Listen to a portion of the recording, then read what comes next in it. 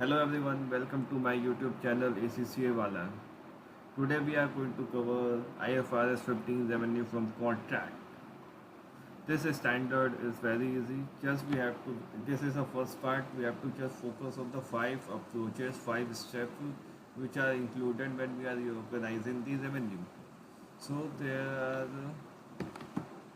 are steps. First one was identify the contract, and second was the identify the separate performance obligations.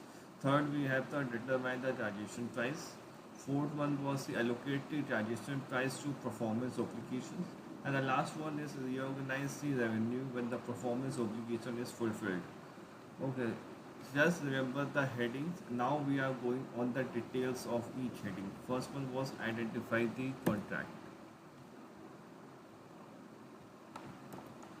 So the entity in the first that identify the contract, the entity can only account for revenue when the following criteria are met. When both the parties approve the contract and each parties know their rights and obligations. Second one was the entity has identified the entity can identify each party's right regarding the goods to be transferred. Third one, the entity can identify the payment terms for the goods or services to be transferred. The contract should be on a commercial basis. This is very important that the contract should be on a commercial basis. And the last one was that it is probable that the entity will collect the consideration to which it will entitle in exchange for goods or services that will be transferred to the customer. It means that the seller who was selling the item must have right to collect the cash when he was transferring the goods or services, when the seller had transferred the ownership or control of the asset to the buyers. Now let's see with an example how you can say that this the first step of this is fulfilled under the IFRS 15 revenue from contract. For example A, that suppose that Mr. A go to customer to suppose that Mr. A go to computer shop to buy the computer, where shopkeeper show him a one computer worth of 35,000 rupees along with this 12 month service rupees of 5,000. The computer cost to Mr. A is 40,000 and the shopkeeper has delivered the computer and Mr. is ready to pay the payment on the time of delivery. Stop the video. Let's think about that. This is the first step is fulfilling or not. Now I will answer the first step is fulfilling, that there was a two-person. First one was buying and second was selling.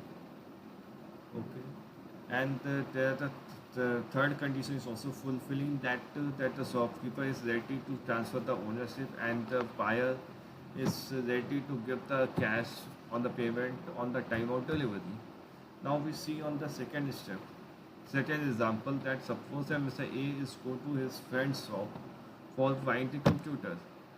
As friend of Mr. A, shopkeeper give the computer rupees 20,000, but the actual value of the computer was 35,000. Stop the video, think for 5 seconds and give the answer on the comment. If this is it is recorded under the IFRS 15 or not?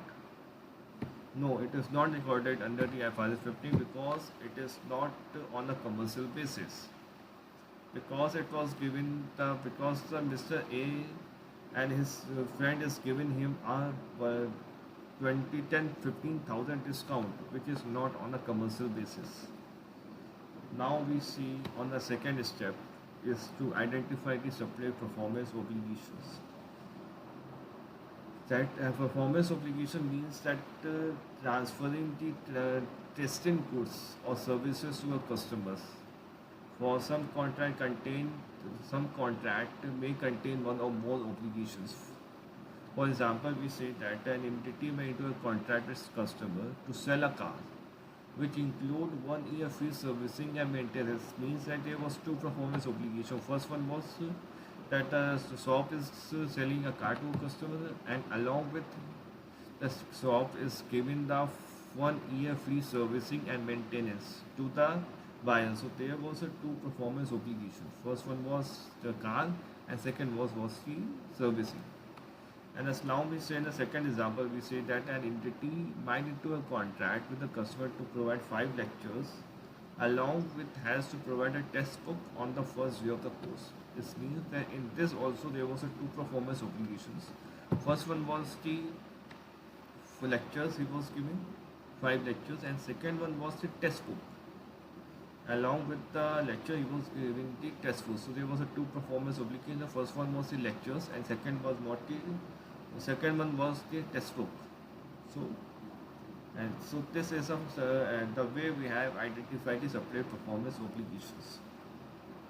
That the distinct performance obligations with the contract must be identified, should not be included in a single standalone price.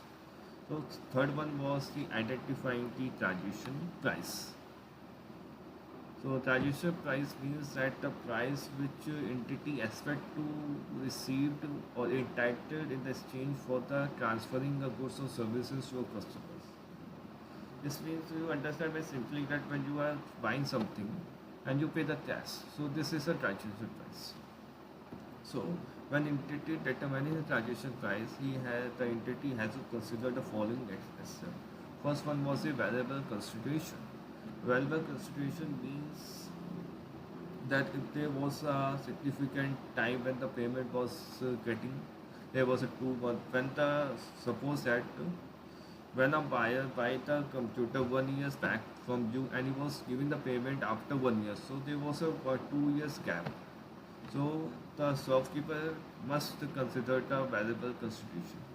Second one was the existence of significant financing component in the contract. This is also the same. Like we have to consider the significant financing component. That we have to receive also the interest. Like we have converted to the future value in the present value. Okay, and the third one is the non-cash contribution. Non-cash contribution means that so we can understand by this that one shopkeeper, when a buyer go to a shopkeeper, he buy a computer and he sell his old keyboards for 2,000, and he bought a computer for 35,000. So he minus with the original price like 35,000 minus the 2,000. So the buyer has to pay only the 33,000. Okay. Now fourth step was allocate the transaction price. This means that whatever is the total price, if there was one or more separate there was a separate performance obligation, the cost will be allocated to separate performance obligations. For example, we say that same example we have taken, like Mr. A go to buy a computer from from the shop, and he was selling the computer as well as 1 year servicing with his along with. So that the computer price was different. Like computer price was 35,000 and the servicing part was 4,000. So first is standalone price of servicing is 4,000 and the standalone price of the computer was 35,000. So whenever you recognize the revenue, the computer was at 35,000 and services for 35 and 4,000. And if you are not able to identify the price of standalone selling price, so you see in the competitors are selling, you get the same price. If it is not possible, then the entity will decide it. The point is that the best evidence of standalone selling price is the observation price of goods and services when the entity sells the goods or service separately in a similar circumstances or to a similar customers. Okay. Now the last step is the reorganize the revenue from contract. Revenue is reorganized when the performance obligation is satisfied. Performance obligation is satisfied by transferring the goods or services to a customer. There are two ways to reorganize revenue. That when the performance obligation is satisfied at point in time. This means that when the shopkeeper sell a computer and he get the payment, this is a point in time. point in time, okay, when the customer is transfer the control to the buyers. There must be a criteria, there must be indicators when we say that the control is transferred. Like in the question, we say in the question there was written that the ownership is transferred, the control is taken over by the buyers. The control ownership is taken over by the end of 2025. This is the indicator you get when the performance obligation is satisfying the point in time. Like we see in the example, we see that first, like the example, we have the computer, the customer buy a computer. At point in time, we pay a payment, and the servicing part is, and the second part, that is the organized revenue, is that the performance obligation is satisfied over the period of time. Over the period of time, the performance obligation is satisfying. So it means that, for example, we tell the servicing is 12 months. So every month we have to reorganize the servicing part.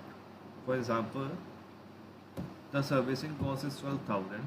We have to reorganize when the first, for example, we say the 1 month servicing is done. Then the 1,000 is reorganized as a revenue. Okay. And the second one, then again we have ticket. We have to minus from the revenue for the 1,000 and reorganize as a revenue. So there are also other indicators or the criteria that fulfilled that the customer is simultaneously receive or consume the benefit by the entity's performance has an entity performed. The entity's performance create or enhance an asset that customers control the asset is created or enhanced, or the entity's performance does not create an asset with an alternative view. Is that there was no alternative use of entity. There was no alternative use, so we that the buyer has into forcible right to do the payment. That the company had not made there was no alternative use, and the buyer has to buy it.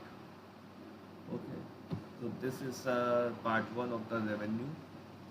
IFRS 15 revenue from contract, and this is the 5 steps that have to be remembered. Whenever the question comes, you have to reorganize, you have to remember the 5-step approach. Again, we have revised that. First one was identify the contract. Second one was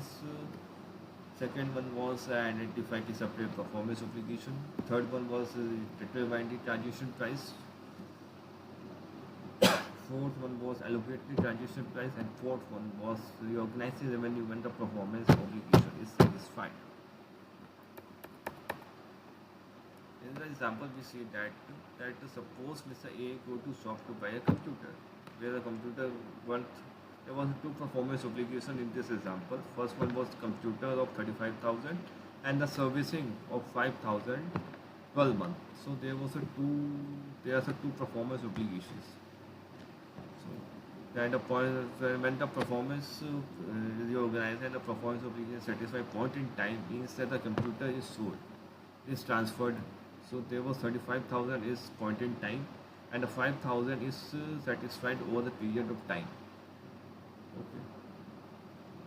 So this is the fast forward for part one of the revenue from contract. Thank you for watching. If there was any question, please let me know. Thank you very much.